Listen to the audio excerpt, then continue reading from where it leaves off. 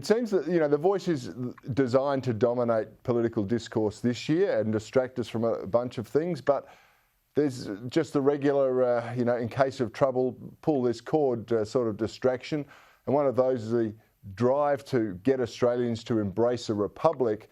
The polls today suggest that more Australians are moving towards a republic because of the feuding royals. And yet, whenever it's put to a vote, it seems to lose. So is this just more of a distraction, Rocco?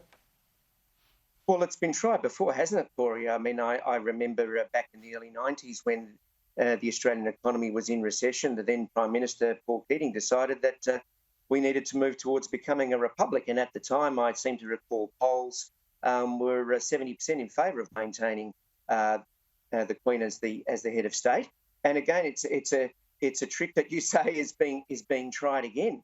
And Australian people at the time saw through it as an elitist pet project, rather than them realising that people come to this country because this constitution, which guarantees probably as better than any written constitution in the world, a transparency, democracy and equality, has been a magnet for my parents and probably your forebears as well, Corey, and any other migrant who's come to this country, as a country that welcomes you with open arms because of the stability and the democracy that this country has guaranteed by our constitution.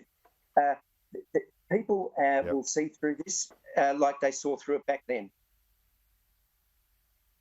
Hey, Rocco, in the elevator pitch of what needs to be a priority and what needs to change in this country, what's your message to the Australian politicians?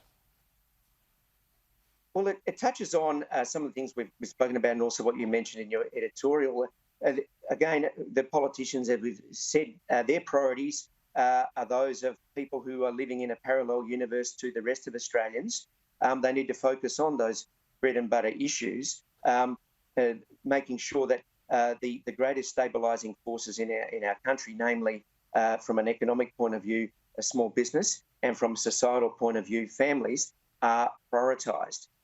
They are the ones that have been the backbone of this country and will always continue to be the backbone of this country, and politicians need to make sure that their prosperity is facilitated in every way possible. We also need, I think, to take on the spirit of sacrifice that our migrants exhibited, that we have to make do with what we have, make the best of what we have, and not expect too much from each other and expect too much from government. At the end of the day, it's up to us.